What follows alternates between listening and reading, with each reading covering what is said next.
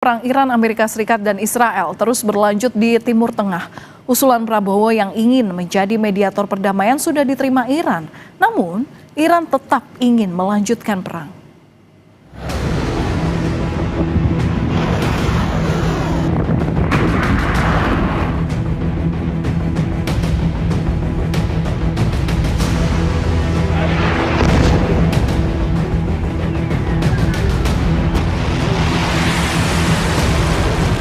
Perang di Timur Tengah terus berkecamuk. Belum ada tanda-tanda akan mereda, kendati tawaran untuk menjadi mediator muncul dari berbagai pihak, termasuk Indonesia. Duta Besar Iran untuk Indonesia Muhammad Borojerdi menyampaikan, pemerintah Iran sudah menerima usulan dari Presiden Prabowo untuk jadi mediator perdamaian. Namun Iran tegaskan tak ada lagi negosiasi dengan Amerika Serikat. Iran ingin selesaikan konflik lewat jalur perang. و در خصوص پیشنهاد میانجیگری رئیس جمهور محترم اندونزی این پیشنهاد مطرح شد و پاسخ ما اینه که ما هیچ مذاکره‌ای رو از آمریکا قبول نخواهیم کرد، به اونها اعتماد نداریم. ما 3 بار با اونها مذاکره کردیم، به هر 3 بار در پایان مذاکرات یا در وسط مذاکرات به ما حمله کردند و ما تکلیف آمریکای جنایتکار و صهیونیست رو در میدان جنگ تعیین میکنیم. Menanggapi rencana Presiden Prabowo yang ingin menjadi mediator konflik Amerika Serikat dan Iran, Wakil Presiden Indonesia ke-10 dan 12 Yusuf Kala mengatakan persoalan Amerika Serikat dan Iran kompleks. JK juga bilang agak sulit bagi Indonesia untuk mendamaikan karena posisi Indonesia tidak setara. Ya, niat rencana itu baik saja, tapi ini situasi yang jauh lebih besar masalahnya. Ya, Palestina dengan Israel dengan Palestina aja tidak bisa sulit didamaikan. Karena dunia ini sangat ditentukan oleh sifat dan Amerika. Sayangnya Indonesia telah mengadakan perjanjian yang tidak seimbang, yang sangat merugikan Indonesia. Itu saja kita tidak setara Amerika. Bagaimana mendamaikan orang yang tidak setara dalam keadaan ini, dalam hal perundingan seperti ini. Sementara itu, pakar hubungan internasional Universitas Parahyangan, Kisino Bawono menilai bergabungnya Indonesia dengan Board of Peace diduga memunculkan stigma bagi Iran jika Indonesia sudah tidak netral dan pro Amerika Serikat. Bagaimana Indonesia seharusnya bersikap? Maka saya jawabannya adalah Indonesia harus sadar diri bahwa posisi Indonesia, postur Indonesia di level internasional itu bukanlah sebagai negara yang paling influensial, yang paling didengarkan oleh negara-negara lain. Apalagi kemudian kalau kita melihat bahwa Indonesia barusan ikut di Board of Peace gitu ya. Sebagai mediator kita harus dipercaya oleh dua pihak. Masalahnya Iran kemudian bisa saja melihat bahwa Indonesia ketika masuk Board of Peace, Indonesia ada di camp atau di kelompok yang sejalan dengan pemikiran Amerika Serikat dan Israel. Jadi netralitas Indonesia kemudian dipertanyakan.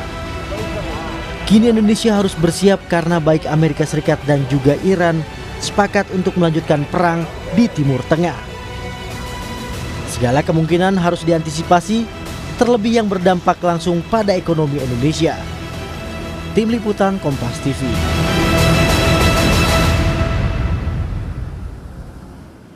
Saudara, perang di Timur Tengah berlanjut. Lantas bagaimana nasib WNI di sana? Kita sudah bersama dengan salah satu WNI di Iran, ada Bapak Asep Syaifuddin. Selamat malam Pak Asep, waktu Indonesia. Selamat malam Bu Palen, ya, selamat sore waktu Teheran, waktu Ankara. Iya Pak Asep, kami tentu turut berdoa masyarakat Indonesia untuk keamanan Anda dan keluarga di sana. Tapi untuk saat ini Pak, seperti apa kondisi Anda dan keluarga? Ya, Assalamualaikum warahmatullahi wabarakatuh. Alhamdulillah, saya sebetulnya hanya sendiri bekerja di Teheran, tidak membawa keluarga. Dan setelah 3 hari konflik perang tersebut, saya dievakuasi mandiri, mengajukan untuk evakuasi mandiri. Dan alhamdulillah dibantu oleh staf kedutaan di KBRI Teheran melalui jalur darat menggunakan bis langsung dari Teheran ke Ankara, Bu. Oke, jadi lakukan evakuasi mandiri dari mana dan saat ini Anda di mana, Pak Asep? Alhamdulillah saya semalam sudah tiba di Ankara jam 10 malam, diterima dengan baik di KBRI Ankara oleh staf kedubes di Ankara, Bu. Dengan perjalanan darat sekitar 40 jam dari Teheran ke Ankara. Oke, berarti saat ini dalam kondisi yang aman dan sudah dikoordinasikan ataupun juga sudah dalam pemantauan oleh KBRI di Ankara sana. Pak Asep, bisa diceritakan untuk kilas baliknya ketika serangan terjadi bagaimana Anda dan keluarga menyelamatkan diri? Waktu serangan pertama itu terjadi hari Sabtu sekitar setengah 10 atau jam 10 waktu setempat, Bu ya. Saya mendengar dentuman yang lumayan keras gitu. Setelah itu saya ditelepon oleh teman saya kalau sudah ada penyerangan gitu, Bu. Akhirnya saya bersiap untuk mengemasi barang-barang saya.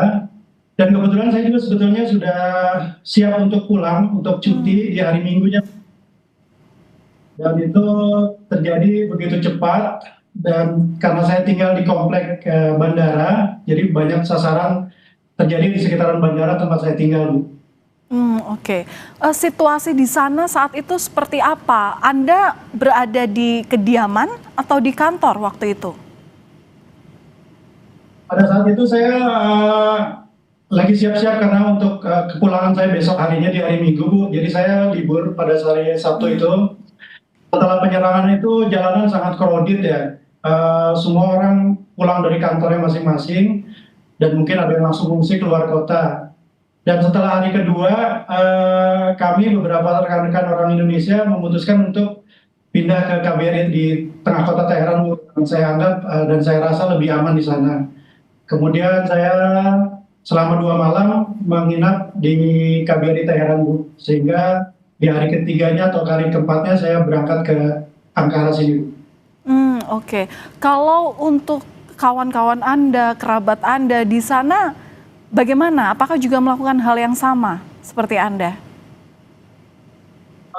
Untuk kawan-kawan saya, mereka menunggu dievakuasi oleh pemerintah, Bu, dan alhamdulillah saya mendengar kabar per hari ini sudah dikumpulkan dan rencananya mungkin besok mau diberangkatkan, Bu, untuk evakuasi dari pemerintah. Kami juga mendapatkan informasi bahwa KBRI Teheran ini mulai melakukan evakuasi meskipun secara bertahap begitu ya, dimulai hari ini. Dan saya tahu demikian, Bu.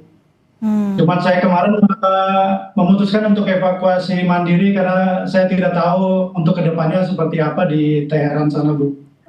Alhamdulillah saya lolos di border jalur darat sampai dengan selamat di Ankara dan diterima dengan baik di sini, Bu.